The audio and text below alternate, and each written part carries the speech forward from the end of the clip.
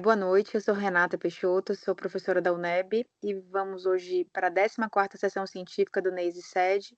Teremos a apresentação do artigo Clusters fenotípicos e multimorbidades na síndrome de Ehlers-Danlos hipermóvel, que vai ser apresentada pela acadêmica do segundo semestre, Thaís de Jesus Machado Pio. Boa apresentação. Olá a todos, boa noite. Obrigada, Renata, pela apresentação. Hoje eu vou apresentar esse artigo, Cluster fenotípicos e multimorbidade na síndrome de Ehlers-Danlos. Esse artigo foi publicado oficialmente em maio de 2024. Ele está disponível no PubMed e tem como objetivo identificar agrupamentos fenotípicos clínicos distintos e padrões de multimorbidade em pacientes com CDH, para assim compreender melhor a variabilidade clínica e apoiar estratégias de cuidado personalizadas.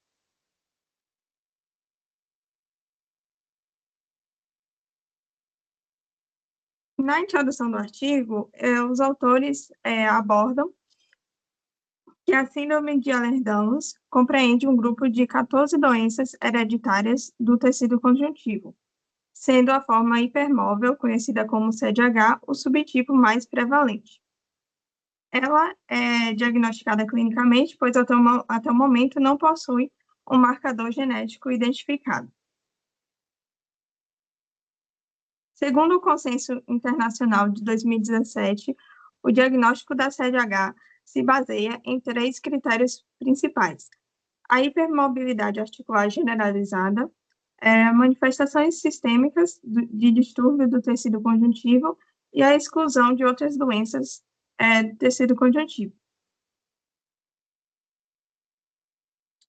Só que muitos pacientes, eles relatam que vão além desses critérios diagnósticos, que os sintomas vão além desses critérios diagnósticos, como disfunções no eixo intestino-cérebro, distúrbios do sono, ansiedade, depressão, fadiga crônica, desautonomia, síndrome de ativação mastocitária e instabilidade vertebral. E apesar do avanço gradual, né, na conscientização e no conhecimento sobre a CDH, ainda há escassez de conjunto de dados clínicos mais amplos que permitam uma caracterização mais precisa desses pacientes. Dando sequência, tratarei agora da população de estudo. Trata-se de uma corte clínica conduzida nos Estados Unidos entre maio de 2021 e julho de 2023, com 2.491 participantes inicialmente cadastrados. Foram incluídos indivíduos com mais de 12 anos, residentes nos Estados Unidos, que já possuíam diagnóstico clínico da síndrome de Ehlers-Danlos hipermóvel, CDH. Esse diagnóstico foi realizado por um médico conforme os critérios de 2017. Esse diagnóstico também era pré-requisito para a triagem inicial e foi confirmado durante o processo de consentimento informado. Todos os participantes assinaram esse termo de consentimento, seja de forma presencial ou por telemedicina. O estudo foi aprovado pelo Comitê de Ética da Medical University of South Carolina, e após a aplicação dos critérios de exclusão, 240 pacientes foram eliminados por não terem diagnóstico médico da CDH, 52 foram eliminados tendo outros subtipos de SED, e 50 com outros distúrbios do tecido conjuntivo, resultando assim em 2.149 pacientes incluídos nas análises estatísticas do estudo. Um instrumento de coleta utilizado foi a plataforma REDCape, e os dados foram obtidos por meio de um questionário desenvolvido por uma equipe multidisciplinar, com base na literatura científica e em relatos frequentes de pacientes com CDH, e incluía informações demográficas básicas, sinais e sintomas relacionados ao CDH, e comorbidades previamente relatadas na literatura. É importante frisar que as respostas foram autorrelatadas e muitas das condições associadas, como ansiedade, depressão, desautonomia, foram reportadas com base na percepção pessoal dos participantes, considerando-se que nem todos haviam passado por avaliações diagnósticas formais para essas comorbidades. A parte A dessa figura ilustra esse processo que eu acabei de falar de eliminação de 240 pacientes sem diagnósticos de CDH, 52 pacientes com outros subtipos de SED e 50 pacientes com outros distúrbios do tecido conjuntivo. E na figura B, podemos observar que a maioria dos pacientes era composta por mulheres brancas, não hispânicas, e cerca de 70%, como está mostrado aí, relataram histórico familiar de CDH. Agora, passando para a parte metodológica, para identificar subgrupos clínicos entre os pacientes com sede hipermóvel, os autores utilizaram a técnica estatística de agrupamento de K-means, que exige definir previamente o número de clusters, que nós vamos chamar de K. Para isso, o método do cotovelo aplicaram o método do cotovelo, construindo um gráfico que relaciona o número de clusters com a soma dos quadrados dentro dos clusters. Essa soma é representada pela sigla WSS, que vai representar a variabilidade interna de cada grupo. Quanto menor o WSS, mais homogêneo é o cluster. À medida que o número de clusters aumenta, o WSS tende a diminuir. Só que, depois de um certo ponto, essa redução deixa de ser significativa. E o cotovelo, que eu havia dito, é justamente esse ponto de inflexão onde a curva começa a se achatar, indicando que adicionar mais grupos não melhora muito a explicação dos dados. No artigo, esse cotovelo foi observado de forma clara quando analisadas variáveis relacionadas à multimorbidade, o que levou à escolha de 3 clusters como o número ideal. Por outro lado, quando o score de Benton e os dados clínicos adicionais foram incluídos, o cotovelo desapareceu, sugerindo, então, que essas variáveis não contribuíram para a diferenciação significativa entre os subgrupos. Partindo agora para o resultado do estudo, essa imagem 2A apresenta uma organização esquemática dos fenótipos diagnosticados à esquerda e a comorbidades clínicas à direita associada à síndrome de Ehlers-Danlos, CDH, segundo também os critérios de 2017. Os fenótipos estão representados aí ao redor do corpo humano, incluem sintomas como subluxações, dor crônica, hipermobilidade articular, cicatrizes atróficas, e esses fenótipos foram agrupados nessas caixinhas com bordas coloridas, cada uma representando uma especialidade médica específica, como ortopedia, dermatologia, clínica médica, imunologia. E na metade direita da imagem, a gente pode ver as comorbidades não incluídas nos critérios diagnósticos de CDH, mas frequentemente relatadas por pacientes. Entre elas está a síndrome de ativação mastocitária, desautonomia, incluindo POTS, distúrbios gastrointestinais, transtornos de ansiedade e depressão, enxaqueca, autismo, hérnias abdominais, enfim, entre outras. E nessa parte inferior, na caixinha azul, a gente pode estar representado o Benton Score, que é uma escala que avalia hipermobilidade articular com pontuação de 0 a 9. Este score foi um dos critérios fundamentais usados para classificar os pacientes dessa amostra. E, retomando aqui a figura, o arranjo dessa figura vai reforçar que as manifestações clínicas da CDH são multissistêmicas, exigindo avaliação por diversas especialidades médicas e que muitas comorbidades embora não façam parte dos critérios diagnósticos oficiais, são frequentemente reportadas por pacientes e vão, né, ali impactar diretamente a sua qualidade de vida.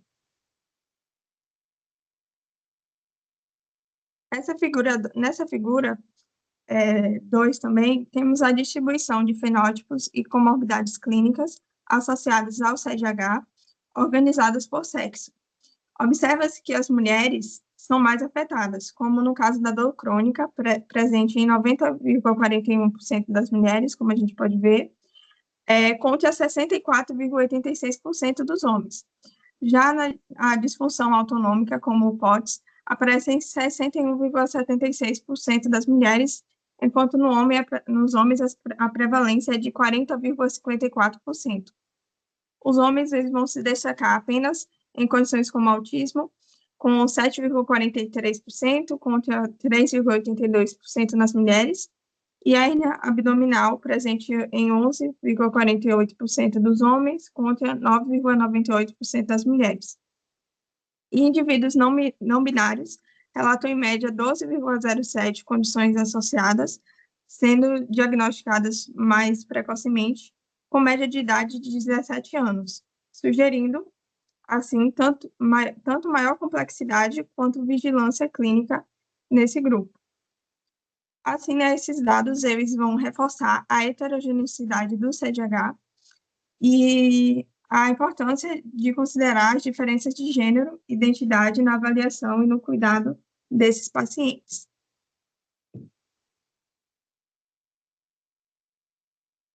O gráfico de dispersão com o método que eu expliquei de K-means mostra o agrupamento dos pacientes com CDH com base em características clínicas autorrelatadas. Foram identificados 6 clusters fenotípicos independentes, representando subgrupos distintos dentro da população com CDH. Só que análises complementares, com base em critérios diagnósticos e comorbidades descritas no artigo, revelaram posteriormente a presença de 3 clusters principais, o que indica uma variação metodológica na interpretação dos perfis. Podemos perceber agora que na figura B, no painel B, os clusters 1, que está representado pela cor cinza, e o 3, o cluster 3, representado pela cor azul, concentraram pacientes com mais de 11 condições, enquanto o cluster 2, laranja, agrupou indivíduos com menos de 11 condições. Já no painel C, observa-se que o cluster 3 apresenta a maior mediana da multimorbidade total, sendo indicativo de um perfil clínico mais complexo. O painel D mostra que esse mesmo cluster, o 3, azul, tem o maior número de fenótipos diagnosticados, sugerindo maior diversidade de manifestações clínicas. Já no painel E, ele também lidera, o cluster 3, o número de comorbidades. Sendo assim, esse cluster representa o grupo com maior gravidade clínica, enquanto o cluster 2 mostra um perfil mais leve. Esses gráficos eles fornecem uma apresentação visual clara dessas distinções, reforçando que há subgrupos clinicamente relevantes entre os indivíduos que apresentam CDH. Nessa figura, a figura 4, ela vai apresentar os dados clínicos que distinguem os 3 clusters identificados na análise de agrupamentos desses pacientes. O cluster 1 foi composto por pacientes com alta prevalência na maioria dos fenótipos diagnosticados e comorbidades. Por exemplo, como a gente pode ver aí, 97,4% relataram dor crônica, 96,6% subluxações articulares e 43,6% ativação de mastócitos. Condições neurológicas graves, como malformação de Chiari, que está presente aí no gráfico, e instabilidade crânio-cervical, não foram relatadas nesse grupo. O cluster 2 representou o grupo com menor gravidade clínica, como eu já havia falado, e agora a gente pode confirmar, com, por exemplo, 78,2% relatando dor crônica, 81% subluxações, 53,6% desautonomia ou POTS, e apenas 20,3% com ativação de mastócitos. Esse grupo apresentou as menores taxas para quase todas as variáveis clínicas. Já no o cluster 3, apresentou uma carga fenotípica intermediária em algumas variáveis, mas se destacou por uma prevalência significativamente maior de comorbidades neurológicas, ao contrário do cluster 1. 55,3% relataram malformação de Chiari e 27,6% instabilidade crânio-cervical. Além disso, 88,2% relataram enxaqueca, 83,3%, como podemos ver aí, desautonomia POTS e 48,8% ativação de mastócitos. Essas diferenças apresentadas reforçam que os 3 clusters apresentam perfis clínicos distintos, com destaque para a multimorbidade neurológica do cluster 3 e a alta carga geral do cluster 1.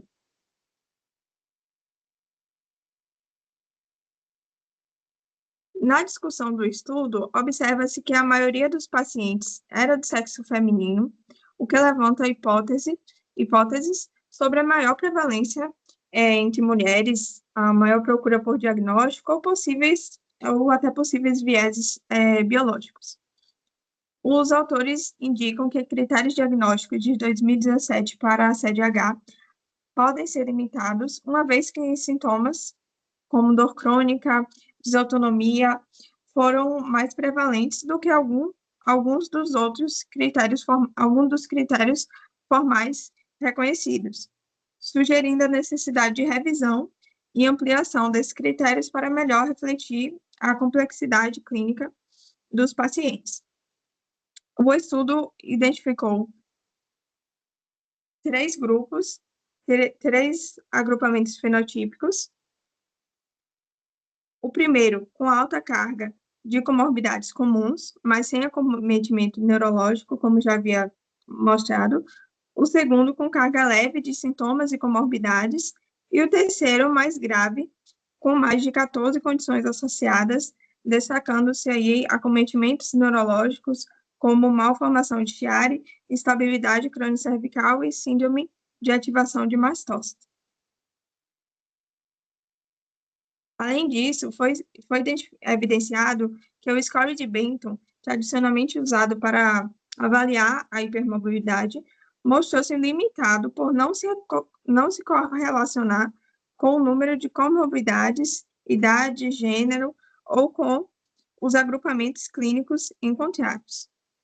Assim, os autores eles reforçam a importância de uma abordagem multidisciplinar e da incorporação de dados genéticos e clínicos mais abrangentes nas futuras diretrizes, a fim de evitar atrasos no diagnóstico e melhorar o cuidado com os pacientes.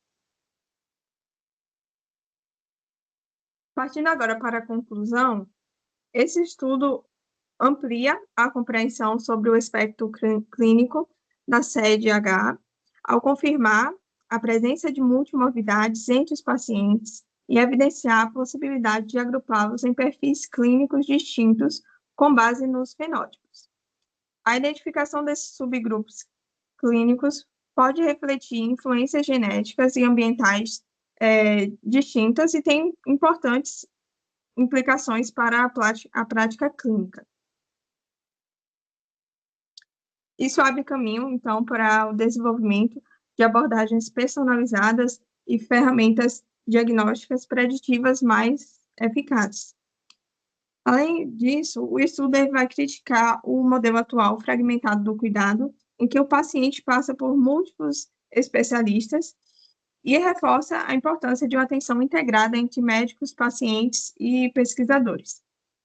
Os achados também sugerem a necessidade de revisar os critérios diagnósticos da CDH à luz desses novos dados, visando, assim, buscando, assim, melhorar o diagnóstico, o tratamento e, principalmente, a qualidade de vida dos pacientes.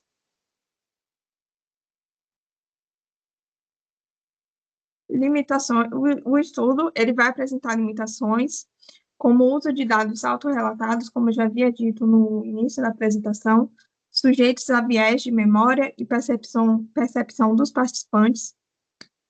Muitas comorbidades, como ansiedades e POTS, não foram confirmadas clinicamente. Além disso, a amostra é predominante composta por mulheres brancas não hispânicas, o que limita a generalização dos resultados. O questionário também não coletou o sexo biológico dos participantes, dificultando análises mais detalhadas relacionadas a sexo biológico versus identidade de gênero. Por fim, a ausência de validação genética impede a identificação de subgrupos moleculares dentro da CDH. Essa foi a referência que baseou minha apresentação e muito obrigada pela atenção. Então, queria fazer algumas considerações aqui a respeito da apresentação. Eu achei esse artigo bastante, assim, atual, né? Interessante em relação a tudo que a gente vem se debruçando, assim. Eu acho que é um dos primeiros passos para o que a gente fala sobre a medicina de precisão, né? A gente não tem ainda um marcador genético, né? Como já foi falado várias vezes, mas talvez um caminho seja essa avaliação fenotípica mesmo, né? Então, assim, a gente tem os critérios clínicos e o estudo mostra, assim, com muita clareza que todos esses sinais e sintomas e essas doenças concomitantes aí que orbitam, né? Tipo, a vida dos pacientes que vivem aí com SED, talvez seja mais do que uma mera associação, né? Talvez faça parte, de fato, da síndrome e a gente ainda não consegue agrupar de uma forma tão clara. Então eu achei que, assim, é um estudo bastante relevante, porque é um dos maiores estudos que eu já vi, né? Tudo bem que tem as limitações, assim, de questionários, né, autorreferidos, mas é bastante robusto. Eu queria elogiar também Thay, assim, acho que ela demonstrou muita maturidade, assim, ao estudar o artigo. Eu acho que é um artigo, assim, complexo no que diz respeito à parte estatística, né? Tipo, essa parte de caminhos aí, que é um algoritmo aí de clusterização. Não é fácil, assim, de entender no primeiro momento, mas ela mostrou bastante, assim, autonomia de procurar, de fato, saber e se debruçar sobre o tema e conseguiu, acho que, de forma bastante legal aí, explicar, assim, o artigo de uma forma didática. Alguém tem alguma consideração a fazer? Oi. Dá meus parabéns para a Thaís, trabalho muito bom mesmo, muito interessante. Agora, eu ia pedir para a Thaís voltar lá numa tabela que tem acho que a tabela B da primeira figura, que mostra os dados de sintomas que foram coletados, e perguntar uma coisa que eu não sei se eu me passei. Então, me chamou a atenção aí, o que é uma coisa interessante, que eles botaram fêmeas, machos e não binários, né? Feminino, masculino e não binário. Mas não binário, ele explicitou exatamente que não binário era esse, ou seja, todo mundo que não se declarava cis, ele botou no não binário? Não, Pro, ele só falou que era não binário. Ele Pois não. então vamos lá. Inclusive, essa é uma É limitação do estudo que ele limitação. coloca, né? Que Sim. ele não considera o sexo biológico aí no não binário, mas ele coloca que o não binário se relaciona muito às características do feminino. Pois então, aí eu vou fazer a mesma crítica que eu fiz, e assim, a gente tem que lembrar disso, o trabalho a gente elogia, a gente aprende, mas a gente também tem que ter esse olhar crítico até pensar no que a gente vai fazer, né, em termos de pesquisa. Me chamou muita atenção, porque como eles tiveram um N bem grande, foram 2.000 e poucas pessoas, não foi? No total? Sim, 2149. 149? Não eram 2.000 e poucas? 2149. 2.149. Pois é. Então, obviamente, como a proporção não binária aí é menor, com esse número grande ficou um número grande de pessoas também, né? E aí, qual é a minha preocupação com relação a isso? Quando foi fazer o número de condições autorrelatadas, mais uma vez se confirmou aquilo que todos os trabalhos que estão mostrando, né? Que o número de pessoas com diagnóstico e o número de pessoas com mais sintomas geralmente são do sexo feminino, e a gente tem agora uma publicação falando sobre isso, né? Mas todos os trabalhos relatam isso, 85%, às vezes um pouquinho mais, um pouquinho menos, dos casos diagnosticados são do sexo feminino, e a gente vem se perguntando, né, se isso tem a ver com uma questão de hormônios sexuais femininos ou tem a ver mais com uma questão de composição corporal, ou seja, quantidade de tecido muscular e quantidade de tecido adiposo, que é um tipo de tecido conjuntivo, visto que essa é uma doença que afeta tecido conjuntivo, pode ser que essa fosse a explicação, ou ambas as coisas, né? Porque a gente também sabe que essa diferença de composição corporal está associada à carga de estrogênio maior, funcional em uma mulher do sexo biológico, e que vai ser o mesmo caso, por exemplo, de uma mulher trans, que vai fazer hormonização, a não ser aquelas que não fazem. Então, a minha pergunta é: veja aí que o número de não binários deu muito maior, mas como a gente não sabe que não binários são esses, se ele tiver misturado, por exemplo, homens trans, mulheres trans, ah, pessoas que não fazem hormonização, enfim, todos os matizes que a gente tem dentro dessa população, fica difícil a gente fazer qualquer tipo de consideração em relação a isso. Como diz que tem mais do sexo feminino, imagino eu que talvez seja que ele tenha recebido mais, esse grupo, né, tenha recebido mais mulheres trans, por exemplo, com hormonização. O que seria um dado extremamente relevante, porque já iria dar um indicativo disso que eu acabei de dizer. Então, de repente, uma pessoa nasce com gênero biológico masculino, mas ela sabe que é uma mulher, começa a fazer o processo de transição com hormonioterapia, com introdução de estrogênios em sua vida, e a partir daí, às vezes, alguns genes que estavam silenciados, talvez fossem expressos justamente pela ação do estrogênio. Então, eu acho que eles pecaram muito nessa divisão, provavelmente achando que estatisticamente não ia dar um número relevante, porque ia estratificar demais esse não binário, a gente sabe que tem muita gente aí, mas poderia ser um indicativo importante disso que a gente está discutindo. O que que você acha disso, Renata? Mas você achou muita gente? Eu acho que foi um dado muito relevante, porque para mulheres o número de sintomas, de condições deu 11, de homens deu 9 e para os não binários deu 12. Que é um número superior, bem superior aos outros dois, né? No total, eu Não, mas acho eu que digo assim, eu tô falando assim em relação ao N em si, do ponto de vista absoluto. O número de pacientes aqui não binário, comparado com o total, foi sim, bem menor. claro, porque é É porque a menor. gente não tem. Mas é Não, isso, é mas uma entenda, população. tipo, porque ele coloca aí essa questão, assim, como limitação, mas eu acho que, tipo assim, ele nem conseguiu, tipo, estratificar essa questão do não binário e ele nem fez diferença, avaliação estatística, né, de diferença entre os grupos, na verdade. É Então, isso, ele não eu acho fez. que tá.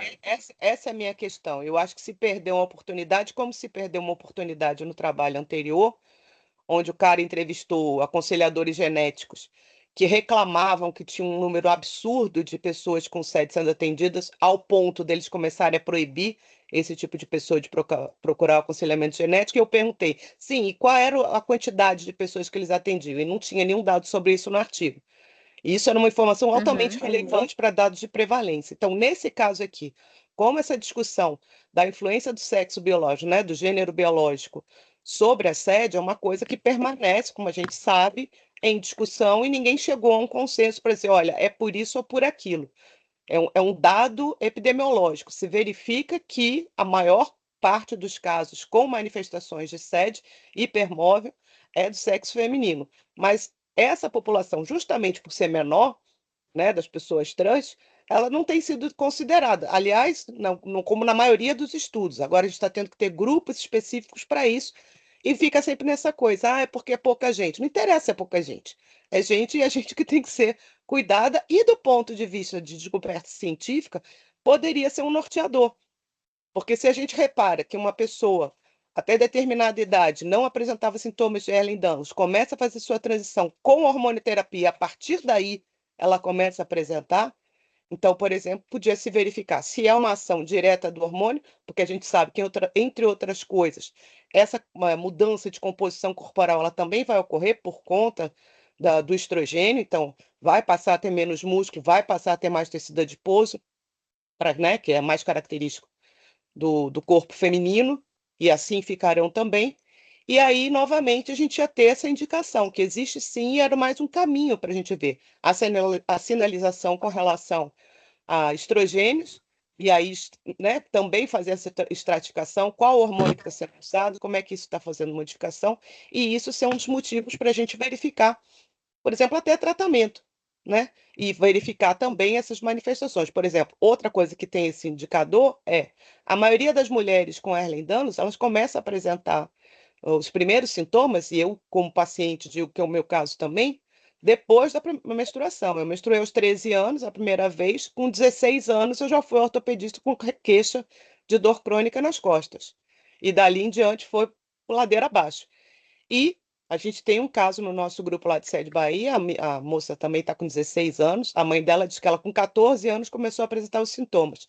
E quase todos os sintomas que começam a relatar por dor crônica, às vezes por dismenorreias bem acentuadas, etc., estão relacionados à sede e começam justamente após o aumento da carga hormonal nas meninas, né? E aí, esta população, principalmente da transfeminina, e também da transmasculina, porque a gente já vê, olha, tem um número muito pequeno, a pessoa até apresentava sintomas, mas a partir da hormonoterapia com testosterona ou derivados de testosterona, fez com que esses sintomas diminuíssem. E isso poderia indicar várias questões importantes para a gente direcionar a parte até mesmo de diagnóstico e de clínica. Você não concorda?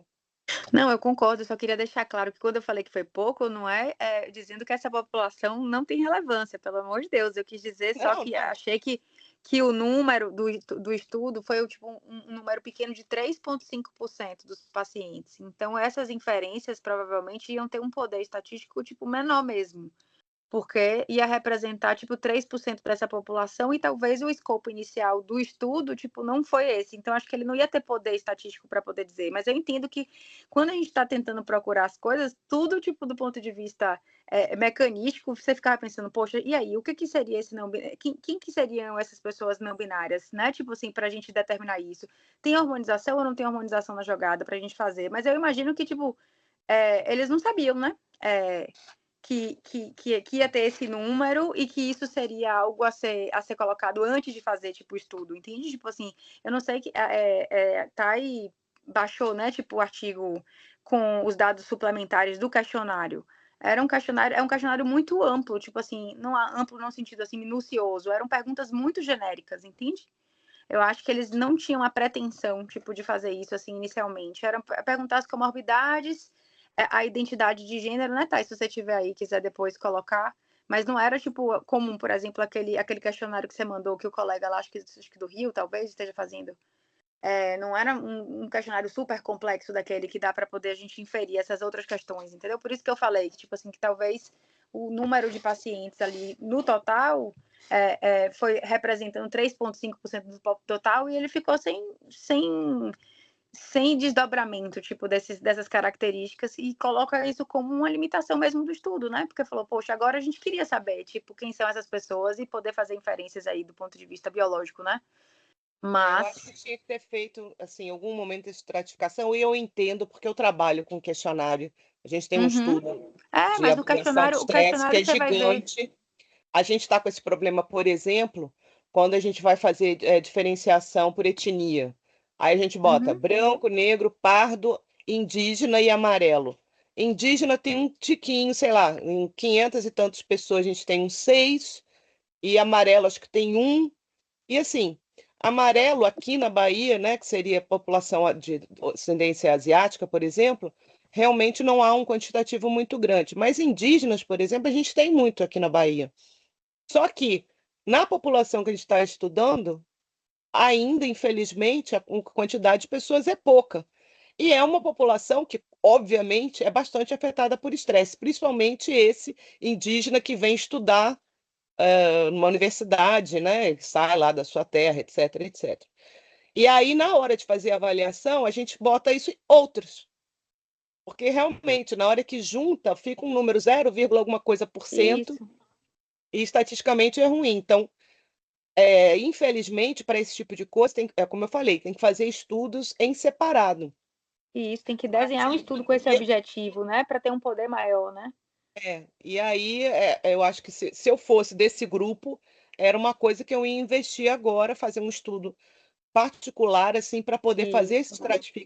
estratificação, inclusive para comparar pessoas não binárias nos diferentes estratos que apresentam e que não apresentam. Então, tem um controle de uma pessoa trans que não apresenta CDH e uma pessoa trans que apresenta CDH, para ver o que há de diferença, porque aí podia já matar essa história. Não, tem nada a ver com a hormonização, são outras questões.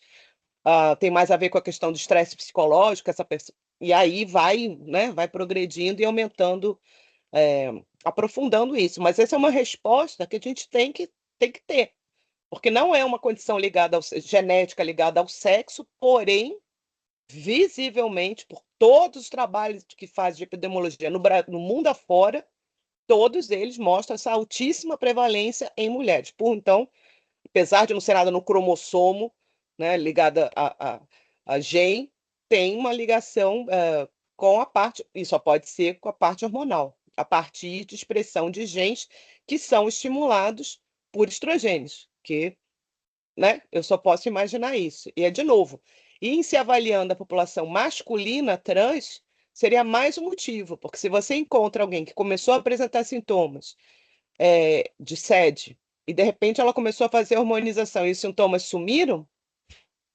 então isso indica, e pode ter a ver com essa questão do tecido muscular e tecido adiposo, mas também pode ser uma outra coisa, alguma coisa de sinalização via estrogênio que tem que ser investigada mais a fundo. Então, eu acho que vale assim uma pesquisa mais aprofundada nisso, e a gente mesmo como grupo também pensar nessas questões, principalmente quando for fazer os estudos de prevalência. O que aí você mandou? Eu até mandei aí para vocês o print tipo do questionário, só para você ter ideia do quanto era genérico, entendeu? Tipo, Sim. não chegou nem perto, assim, tipo, de se debruçar sobre essa questão, assim. Era mais uma questão. Era muito genérico. As pessoas não têm ideia como fazer estudo estatístico, estudo epidemiológico é uma coisa complexa. Porque às vezes na hora de você construir um questionário, você esquece um detalhe. Eu tive um outro problema em relação a isso. Na hora de fazer divisão por idade, em vez de eu pedir para a pessoa botar a data de nascimento, coisa que eu não faço mais, eu botei faixa etária. E aí eu coloquei 17 a 21, em vez de botar 18 a 21. E aí qual é o problema? A gente disse que vai trabalhar com população adulta. Só que aí tinha que ser de 18 para cima. Eu sei lá, quer dizer, boa parte das pessoas lá são estudantes, então, né? A maioria devia ter mais de 18 quando fez, mas, sabe? Ficou aquela dúvida ali e isso é um complicador. Se a gente tivesse feito data de nascimento, por exemplo, a gente já podia botar a idade e depois estratificava, né? Uhum. E eu acho que sim, foi uma questão que ninguém pensou. Eu achei que foi legal, porque é difícil a gente vê estudos que abordem essa questão. Geralmente você só vê avaliação população masculina e feminina, ponto final. Então já acho que foi um avanço eles incluírem Sim, isso. Acho que foi interessante, inclusive, para dar visibilidade, mostrar que assim, é sim, um percentual grande, né? 3% é sim. 3 em cada 100. E mostrar que a gente tem que ter atenção a isso, porque o que me chamou a atenção foi esse dado aí. O número de sintomas ser aumentado. Então, tem a ver com a questão hormonal, tem a ver com a questão psicológica, é um combinado de coisas, eu não sei. Mas vale Uhum. fazer esse estudo, de novo, com a população trans saudável, no ponto de vista de SED, e uma população afetada com SED. Acho que é um caminho que a gente deve seguir. De repente, até fazer uma parceria com quem já faz estudos com essa população, tipo a Ana Gabriela, não sei se é ela exatamente, mas tem uns ambulatórios para a saúde trans que acho que vale, principalmente para as mulheres trans, que eu acho que nesse número aí está alto por conta disso. O estrogênio, como a gente bem sabe, não é um hormônio muito generoso com a gente, né? Nem quando chega, nem quando vai.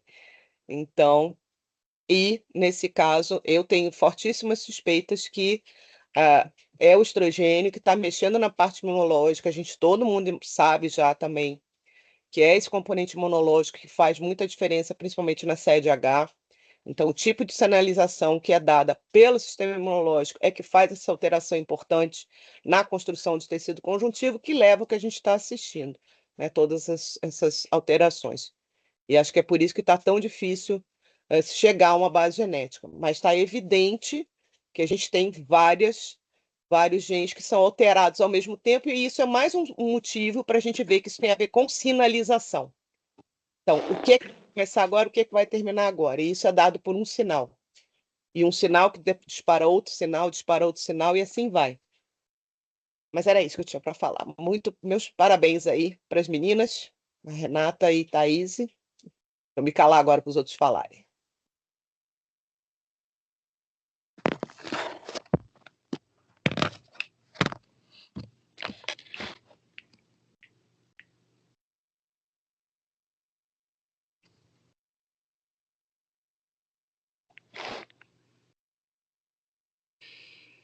E aí, gente, ninguém vai fazer pergunta?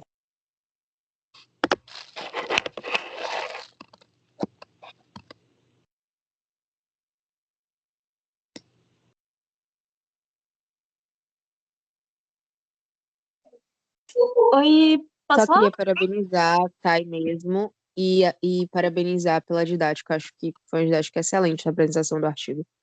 E um tema muito importante e necessário. Parabéns, Thay. E também a Obrigada. orientadora. Obrigada.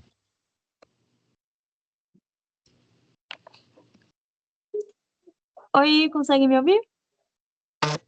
Sim. Aqui. Peraí, já volto, vou fechar a porta aqui rapidinho.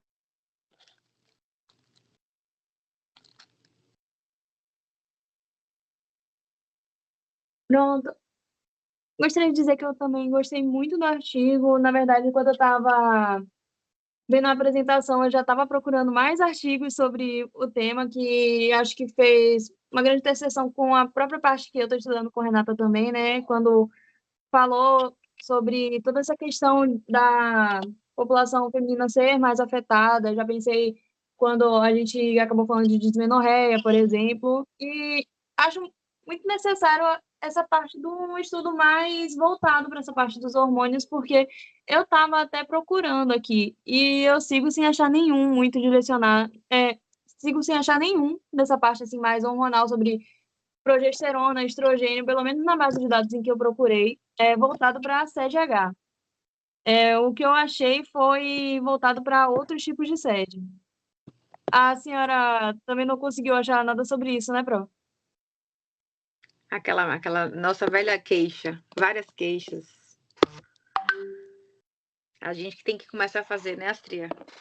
Inclusive, essa sua ideia aí sobre a questão da população trans, como a gente está falando, né, tipo de uma doença subdiagnosticada, né? Se a gente talvez, assim, acho que talvez o ideal é que fôssemos no ambulatório trans, né? Então, lá na UFBA, a gente tem um ambulatório trans bem forte com a Luciana. E aí seria uma possibilidade, sabe?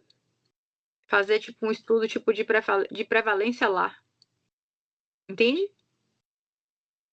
Porque aí você... Eu acho ótimo. Porque eu acho que, assim, fazer o contrário, acho que a gente teria um N menor ainda, entende? Então, talvez... Por isso que eu disse, assim, que como você falou, você está certíssima, tipo, é um número de 3% que não é irrelevante, mas eu quis dizer só a questão estatística mesmo, assim, que como não foi desenhado para isso, não ia ter força. Mas se a gente fosse ao contrário, tipo assim, tentar estudar a população trans e ver num ambiente de um ambulatório, assim, trans, ver a prevalência de pacientes aí com sede e aí, tipo, ir de trás para frente, né? Ver se, tipo, qual que é o impacto ali da questão da hormonização aí nesse contexto com a característica e intensidade dos sintomas. Acho que talvez seria, assim, fosse uma ideia interessante, assim, né? E inédita, assim, no sentido, né? Porque você vê, assim, por pior que tenha sido a questão, assim, da superficialidade aí da informação, ele já trouxe uma informação muito nova, né? Em relação aí à população ali que se declarou como não binária, que a gente não vê geralmente, né? Nos artigos, essa estratificação aí. E faltou, tipo, aprofundar melhor, de fato, né? Então, essa população ali existe, está ali e precisa ser melhor estudada. Mas ele não se preparou para isso, né? Porque na hora que a gente vai fazer, depois a gente, putz, por que ele não colocou isso lá na lista, né? Quem vai fazer pesquisar o dado ou relatar o dado faz a pessoa que responde 10 responde 20, né? E aí fica essa lacuna. Então, eu acho que... Agora tem uma outra questão complicadora, pelo menos lá nos Estados Unidos e muitos países, principalmente do Extremo Oriente, né? Essa população, ela sequer é reconhecida, em alguns lugares isso é considerado crime, é considerado até ser homossexual, você não pode ser. E aí é pena de morte, etc. Em alguns lugares onde o regime islâmico é muito fundamentalista, etc. Então, os Estados Unidos agora está entrando numa onda assim. Não sei se vocês sabem disso, mas o Trump jogou lá o governo dele uma lista de palavras proibidas para a ciência. E vai trabalhar. Foi. Depois você olha a lista, é ridículo. Então, se fala de minoria, se fala de discriminação, se tiver essas palavras, minoria, discriminação, preconceito, classe. E aí isso gerou um problema seríssimo, porque falar a palavra trans ou transição, aí às vezes transição está aplicada a um negócio que nem tem a ver com isso, mas aí eles cortaram, estão cortando verba de projeto que já estava em andamento, estão cancelando bolsas que tinham sido concedidas, mandando gente embora, falando, ó, se você quiser continuar, você não pode continuar com esse projeto. Então, eu vejo que agora, durante um tempo, pelo menos enquanto estiver nesse governo, e pior ainda se sair o Trump chegar esse vice-presidente dele, que é pior ainda do que ele, vai ficar um gap muito grande de estudos, pelo menos a partir dos Estados Unidos, que a gente sabe que ainda é um grande celeiro de pesquisa no mundo, né? Outros centros que estão crescendo são a Índia e a China. Mas que fique gravado, é verdade. Não, tô brincando, é uma piada da censura, né? Que a gente está vivendo, assim. Mas eu não moro lá, graças a Deus. E, por enquanto, a gente só está em português. Na China e na Índia também tem crescido muito nessa parte científica, a gente está tendo muitos trabalhos vindo de lá, mas a China também tem uma questão meio complicada com relação a isso. E na Índia, apesar de ter alguns lugares da Índia onde isso é completamente aceito, inclusive as pessoas trans são consideradas abençoadas e tal, mas isso é uma coisa muito restrita, não é uma coisa em toda a Índia, que é um país gigantesco.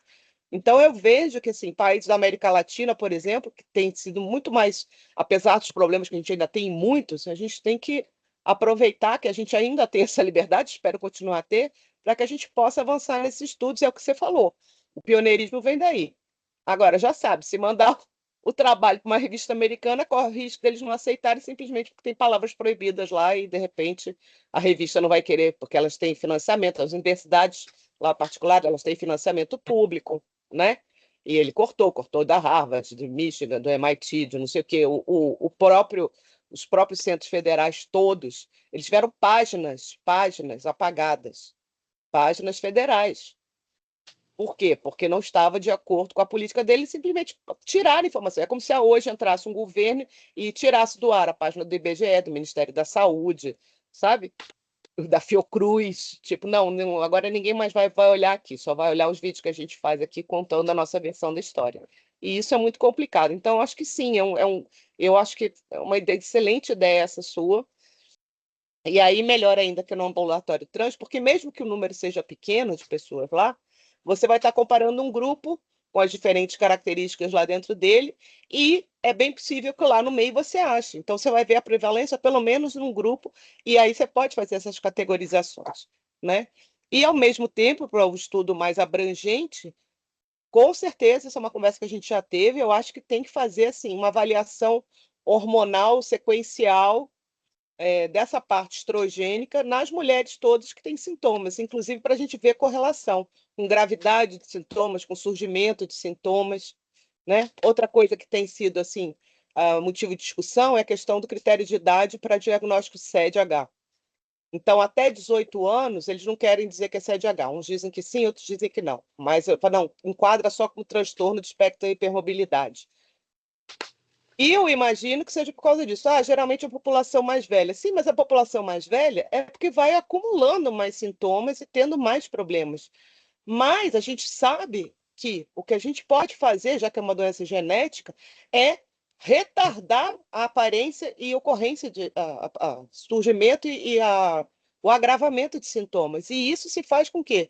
Alterações nutricionais, alterações de atividade física, né, determinados cuidados que vão evitar que no futuro a pessoa tenha que usar colar cervical, né, que tenha que fazer cirurgias ortopédicas, como eles fazem aos montes, cirurgias de hérnias e uma série de outras coisas. Então, a gente precisa embasar bem essa questão, que aí também vai ajudar nessa população adolescente, que é a que deve estar mais...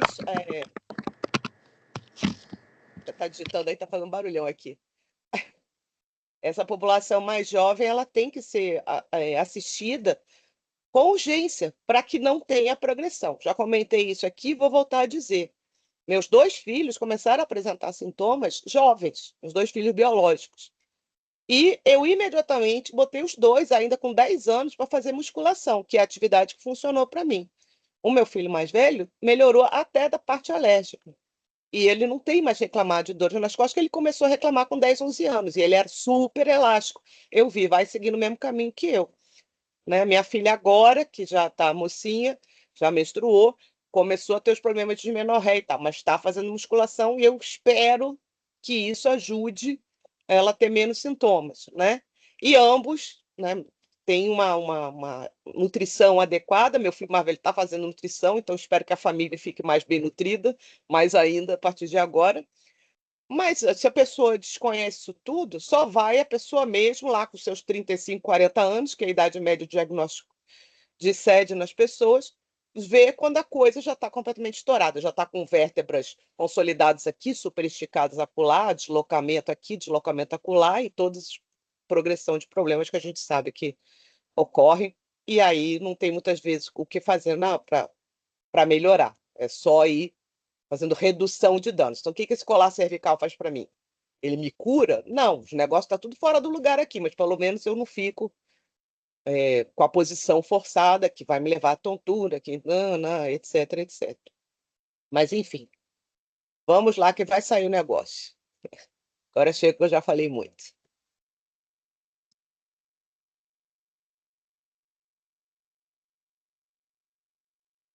Uma coisa que eu acho que pode ser interessante também para ver essa questão hormonal seria, quando se estudar essas mulheres, né, perguntar se elas fazem uso de anticoncepcional, para ver se existe realmente essa influência, né, da variação, por exemplo, do estrogênio, e quais seriam as diferenças das manifestações da doença entre as que fazem uso e as que não fazem, né? Com certeza. E aí eu posso dizer de minha parte, assim, eu só consegui me livrar da dismenorreia fazendo suspensão da menstruação com pílula. Então, eu fiquei 8 anos direto tomando hormônio sem parar, e nesse período, óbvio, né, fiquei sem menstruar esse tempo todo, essa parte da minha vida melhorou. Ganhei 3 dias no mês, que geralmente eu estava de cama e passando muito mal por questões pré e menstruais e pós-menstruais, etc, né?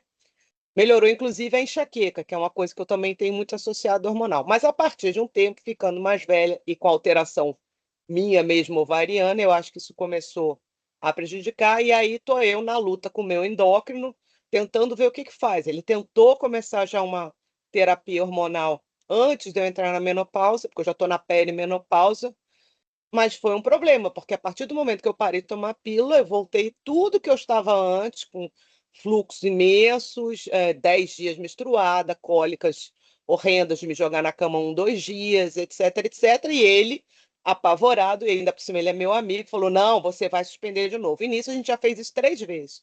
Aí eu fico tomando pílula, né? Agora vamos parar de novo. Aí eu paro, acontece tudo de novo. E agora, recentemente, o que aconteceu? Eu estou sob comando dele, a gente trocou o anticoncepcional para um outro. Eu tomava Viais, agora eu estou tomando ciclo 21.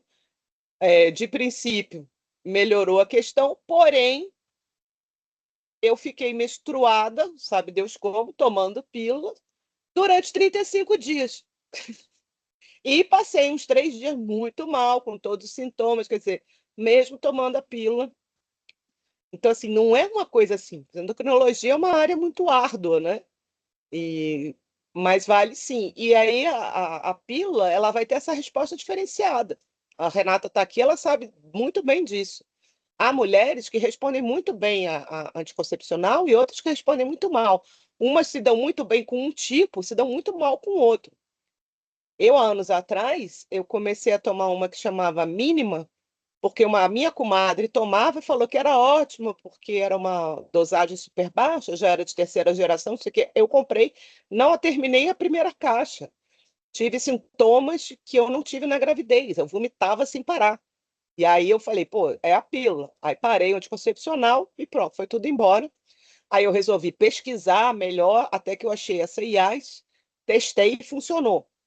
Mas eu conheço um monte de gente que já tomou essa mesma pílula que eu tomei durante 8 anos e me fez muito bem e passou horrivelmente mal. Minha mãe tem uma amiga que começou a tomar depois, ela nunca tinha evitado filhos, quando ela decidiu que não queria mais ter filhos, começou a tomar a pílula, não lembro mais qual era, anticoncepcional, e ela viu os cabelos dela começarem a cair, ela perdeu, inclusive, sobrancelhas e cílios. E aí, na suspeita de ser anticoncepcional, ela parou, e aí parou de cair. E aí? Então, assim, tem gente que tem enxaquecas horrorosas quando toma pílula, tem gente que não tem enxaqueca só quando toma pílula. Então é uma coisa muito, muito complicada. A endocrinologia ainda é um terreno obscuro em muitas coisas e há uma variação muito grande. Então, agora, por isso também, Renata, que eu acho que é tão difícil achar coisas de Ehlers-Danlos com endócrino. Porque se é endócrino em pessoas normais já é uma coisa complexa, que dirá associar isso a essas condições? Mas por isso que eu te falei, eu acho que assim, olhando com uma visão hormonal, essa informação aí desse trabalho me deu, falei, poxa, eu tenho razão, porque eu tenho pensado nisso, né? Falei, como é que fica? Eu já falo disso há um tempão. Como é que são os efeitos sobre o organismo quando você faz a introdução de um hormônio? O que isso vai afetar? Antes de saber que tinha Ehlers-Danlos. Agora, vendo essas variações e vendo esse dado aí, vendo que o número de sintomas é maior, eu acho que é mais um motivo. E, de novo, super apoio aí essa parceria com o ambulatório da UFBA para a gente começar a ter alguma coisa. Eu acho que dá uma publicação e bem legal. Se eu não me engano, acho que foi Rafa, apresentou um trabalho que era sobre população trans, mas era alguma coisa associada a sintomas psiquiátricos. O que era mesmo, Rafa? Você não apresentou um trabalho assim para mim?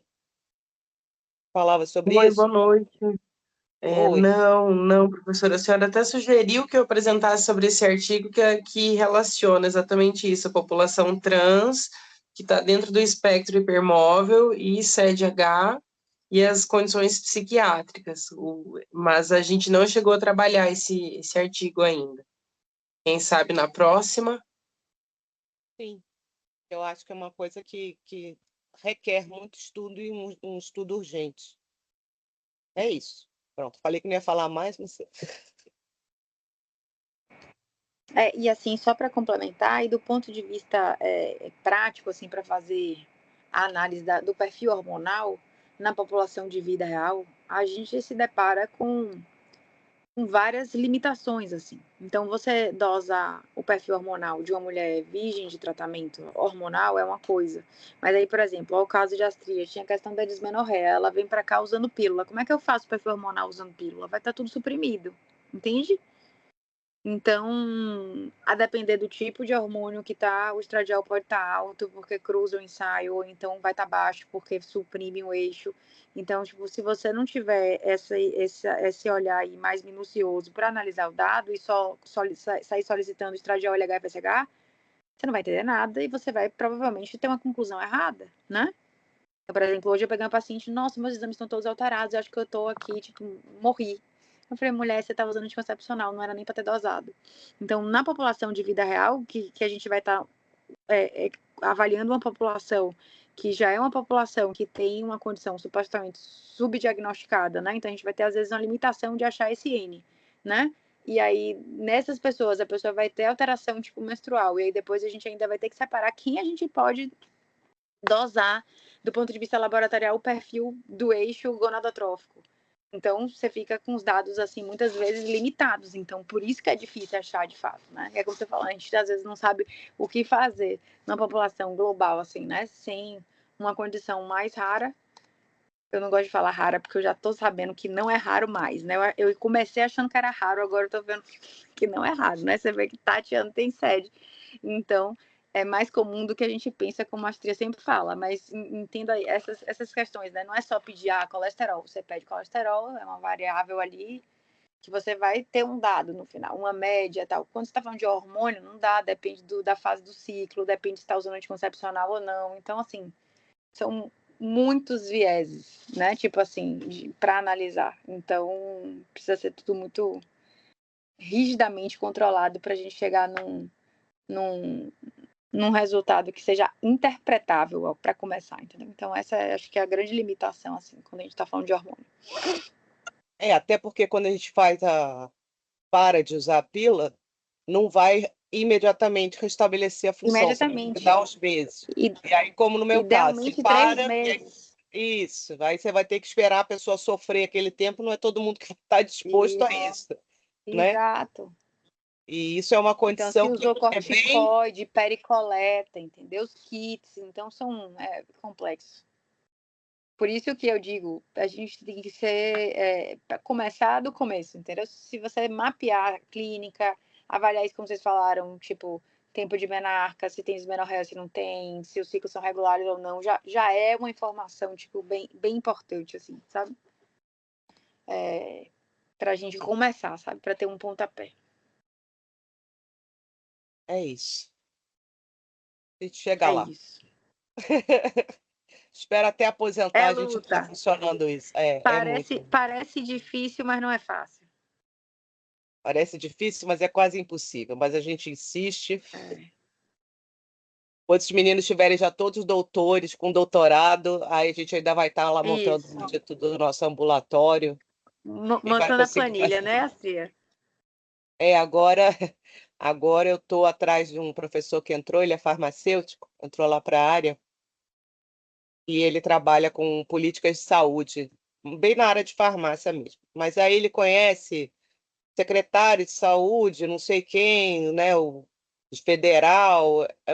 Aí esses dias, no dia lá do tiroteio, eu estava conversando com ele sobre isso, para a gente montar pelo menos um posto de coleta lá dentro do serviço médico e fazer, porque aí isso é uma coisa, por isso que eu chamei ele, porque é uma coisa que requer uma coisa política, sabe?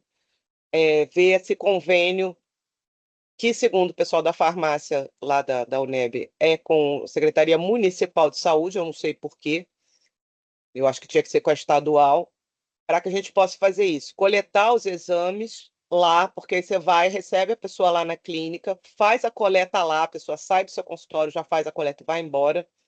E nesses casos, eu não vejo outra alternativa senão fazer tipo uma coleta semanal, porque é o que você falou. Ciclo ovariano, ele faz assim, sobe um, desce outro, um aumenta, aí tem que ver se toma pílula, etc. Então, a gente pegar um dia qualquer, o dia que a pessoa pode ir lá dosar o hormônio, não vai dar resposta, vai ficar sempre nessa loucura. E, infelizmente, a gente não tem um sistema, por exemplo, como aquele de dosagem de glicose, né, de glicemia, que você pode ficar acompanhando a pessoa, ou de pressão, né, quando você faz o mapa aquela monitoramento de pressão arterial durante 24 horas, não tem como fazer isso com a parte hormonal. Então, acho que seria um início a gente começar a ter isso, um local já que fizesse coleta com um procedimento assim, para a gente avaliar no mês, e aí a gente vai ter um grupo grande de mulheres, a gente vai poder, inclusive, fazer esses comparativos, né?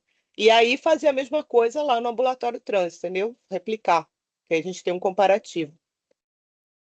Vamos ver, porque agora, assim, vendo a pessoa uma vez por mês, ou pior, uma vez a cada 2, 3 meses, não tem como a gente obter essas respostas, né?